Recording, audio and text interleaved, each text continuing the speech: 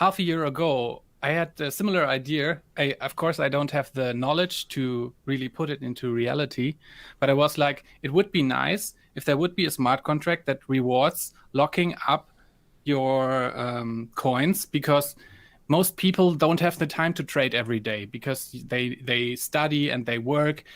And And there's if you're overhead. not, Every trade you make, you have to be a little more right than 50-50 to pay the fees and the bid-ask spread.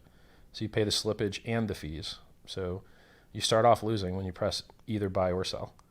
yeah, so when I don't know if you explained Bitcoin Hex from the beginning when you first introduced it to your listeners, because I didn't remember thinking, wow, this is a brilliant idea. Did you take your time It's very when you complicated. announced Bitcoin Hex, and after some time you announced that there will be like this pool with the Well, originally it 3.69%? was different. So originally, I was trying to reverse engineer reasonable inflation rates with reasonable pool adoption by manually adjusting the amount that you would get paid extra for locking up longer. And it just occurred to me after months, like, oh my God, why don't we use a pool like Bitcoin? And then it auto balances.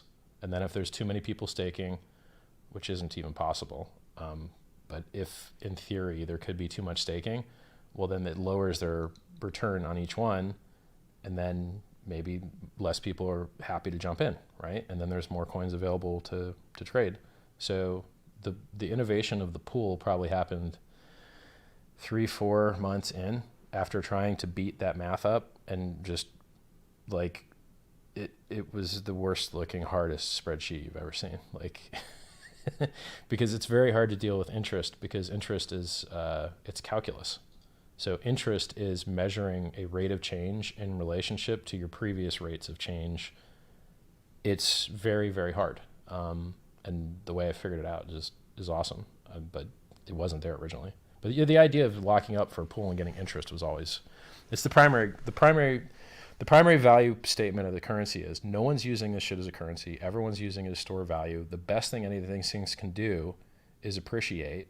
So if we want to make something that the price pumps higher and harder on, well, what do? You reduce the supply on the market, and you have very low inflation, and you reduce the number of coins that come out. Like for instance, in a mining currency, the harder the difficulty is, the more people that mine it, the more coins get dumped on market, because they've got to pay electricity bills, and their electricity bills get higher and higher the more people are competing for the same coins. Look at this system. Okay, more and more people lock up their coins. Do we have electric bills to pay? No. The price just goes up more. So less people ever want to sell anyway. More people want to stake. They look at the chart and they're like, oh, look, the price just keeps going up. Wow, it's like a hockey stick. Great. Right? So in proof of work systems, more people trying to get the new coins, the inflation, which is only given to miners, hurts the price. In this system, the more people that want to get the new coins, the inflation, by staking, it helps the price. So it's a self-reinforcing hockey stick generating. Like every single pumpamental that exists is in this, except for fake partnerships, which, oh, we've got Bosch that's not paying us to work with us because our shit's not good enough to charge for, but it's going to be great. Right? So we don't have any fake narratives about partnerships or working with McDonald's or any other bullshit that unfortunately people like. I have no idea why.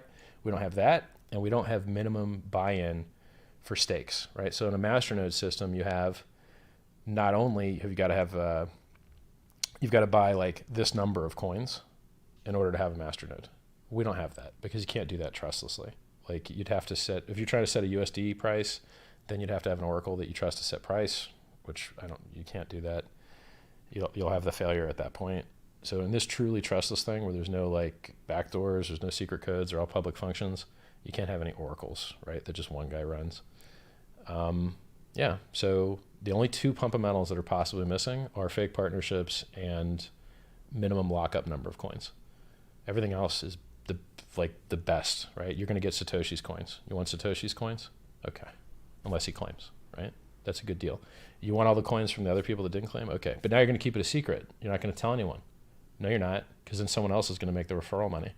And we amplify the inflation to the early people with two other bonuses called virality and critical mass. The more people that claim and the larger their claims, we amplify inflation for the guys that were in early. They get rewarded more. And And those then, two boosters, are they already explained in depth, sure, or yeah. are they just part of the effects of the pool? No, those are custom coded in there. So basically what happens is you've got payout rounds, and each payout round, so the software goes and looks and it goes, all right, what's the supply of the currency now?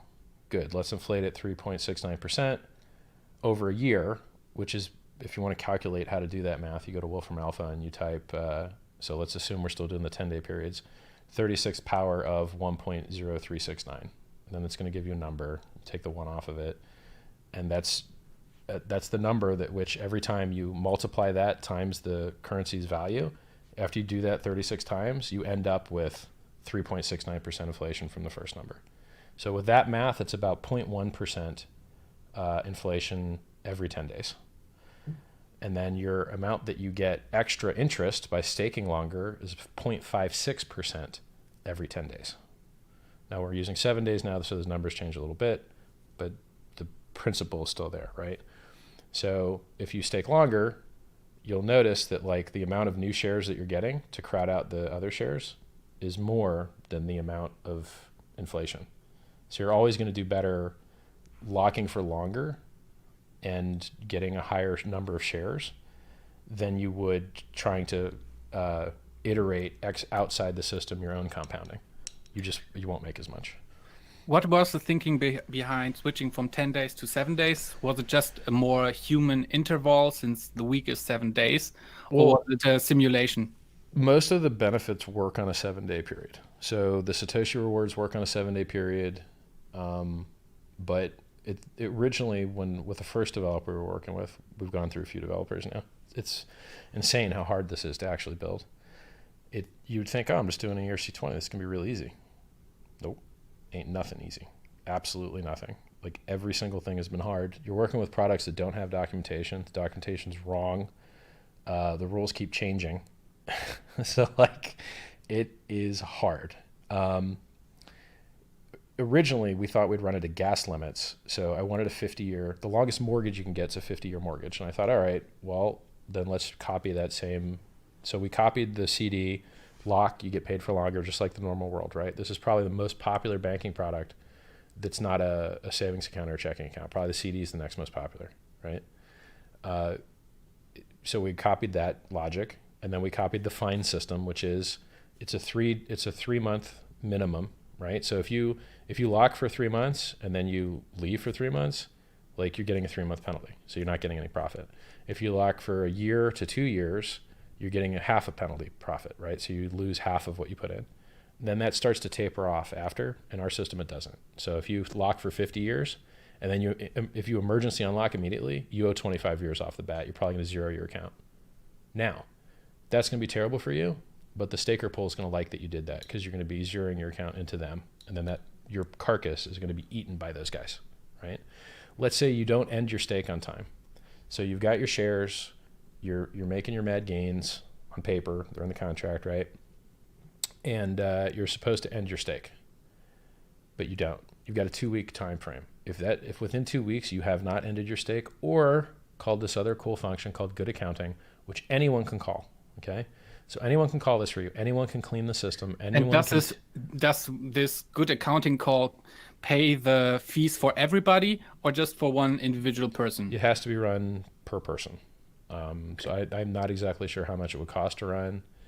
You'd have to run your own node that knew how many stakes were expired, or used Etherscan or whatever to see how many stakes were expired, and then ran the good accounting function for all of them. So in theory, once every 2 weeks, some nice guy could come along and make sure that the state of the system is accurate by paying to run the good accounting function and take out all the expired shares, which will increase the payout to the people still in the pool because those shares aren't there diluting it, which also slows the inflation.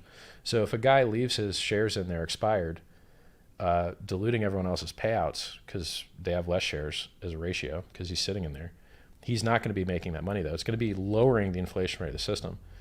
But 1% of his entire stack in that stake is going to disappear every week if he doesn't do it. So it's going to be, I don't know how the game theory is going to work out, whether everyone hopes that people get their accounts nuked through forgetfulness, or whether some nice guy somewhere in the world just once every 2 weeks just runs everybody and then no one ever gets screwed, right? Like no one ever gets the forgetfulness penalty. I don't know how that's going to work out. What I do know is that you can't automate anything in Ethereum. Someone has to ask work to be done and pay for it to be done anytime anything is ever supposed to happen. You can't set an alarm clock with Ethereum. You can't ask it to wake you up at 7 a.m. It doesn't work. It's not possible. It's not automatic. There has to be another computer somewhere else in the world asking it to do work and paying for that work to happen. And so this game theory with a carrot and a stick, right? I put both there. It's the best thing you can do to make it work. And it's interesting game theory. It keeps people engaged, right?